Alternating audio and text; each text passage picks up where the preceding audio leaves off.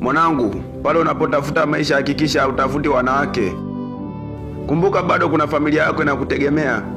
Hakikisha zipu yako unaifunga hata na kufuli na funguo ukazitupa mbali kabisa na unapotafutia riziki.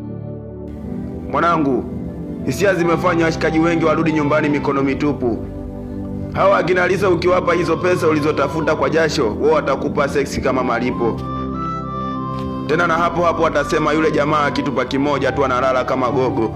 Yaani pesa yako mwenyewe na kukudhalilisha. Mwanangu, muombe sana Mungu akuepushe na hisia za kina Lisa, maana wao wapo kimkakati zaidi. Mwanangu, usigeuzwe bucha, wajinga ndo wali wao. Wewe sio mjinga.